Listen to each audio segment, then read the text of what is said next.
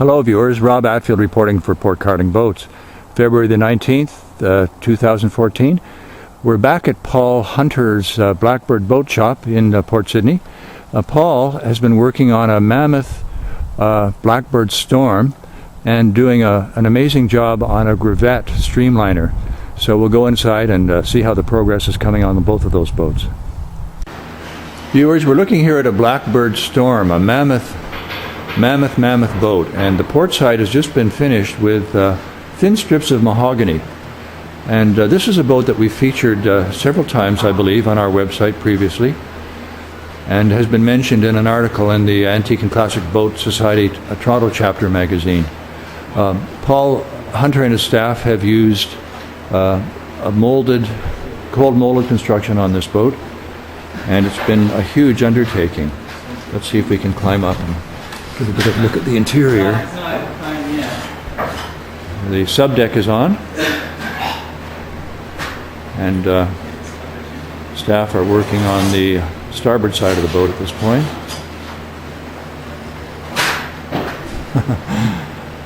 You can see the thin strips of mahogany being used for this final finishing layer. Let's go around to the other side and see what they're working on exactly. Here we are on the starboard side of the Blackbird Storm, viewers, and you can see the part of the final mahogany layer has been applied here. Paul's telling me that to really make it tight against the curves, sometimes just even slivers of mahogany have to be used to fill in the tiny little gaps. But you can see the substrate in the area that has not been finished with mahogany yet. And once again, this is going to be one spectacular boat when she's all primed and ready. Sometime this year, I hope. Let's move on to the Greavette that Paul's been working on. Viewers, I don't know if you remember, but if you've seen some of our previous videos, we focused in on this beautiful Greavette Streamliner several months ago, and of course it didn't have these final coats of varnish on it. This boat is absolutely stunning. Paul tells me he hopes to get the boat to the Mount Dora show in Florida this coming spring, and the gleam on that varnish is flawless, absolutely flawless and unbelievable. A master mechanic has been working on the 6-cylinder 135 horsepower 1954 engine, and so I guess it's had a pretty complete rebuild. Beautiful dash, a modern wheel,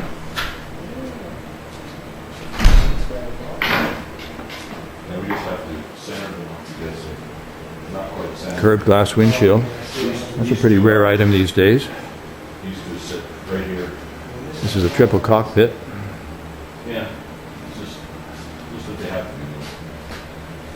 Let's just take a peek at the engine.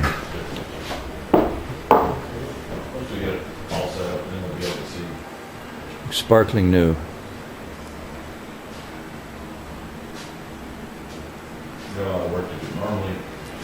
And of course, nice to have that windscreen on the third mother-in-law cockpit at the back. Well, there you have it, viewers, a magnificent piece of work from Paul Hunter and his staff. We'll look forward to seeing this boat hopefully in the water at some point, and perhaps at Mount Dora. Over and out. Viewers, sorry, I was going to cut off, but I couldn't resist a last shot of the beautiful Greavette from the stern up. And we're lucky we have Walter Wolvette with us. Walter is the master mechanic that's been working on the engine on this Greavette, and he's going to say a few words about it. Walter. Yes, the engine we picked up is a 1954 Chrysler M47S twin carbureted Chrysler. And so we basically disassembled it last year and found a supplier for the valves and valve guides, and we ended up buying our own cutters and valve guides, right? And installing them, and I rebuilt the top end of the motor, but disassembled the bottom end of it, checked all the bearings, checked all of the camshafts, all of the gears, and recut the seats to factory spec on it, so it should be good for another 50 years again. Was it difficult to get the specs on this engine, or are they readily available? We actually have the original manual believe it or not. Isn't that amazing?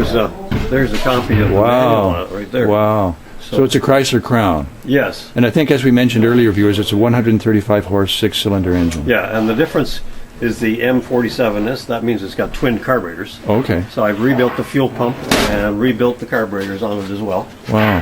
And it was definitely a custom fit. It looks like it. Yeah.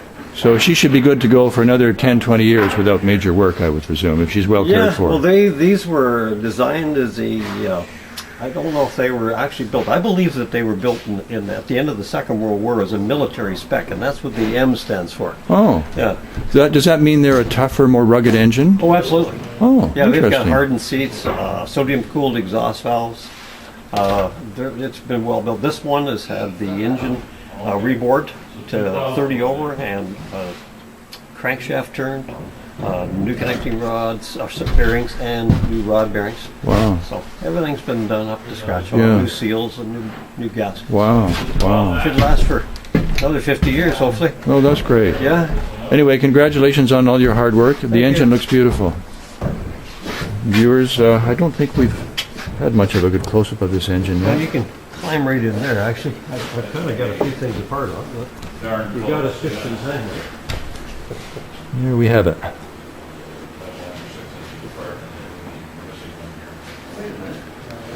I'm sure the new owner is going to be very excited when he cranks this engine over for the first time. Well, I hope to fire it up tomorrow. New tanks as well. Oh, yeah, custom made. Over and out.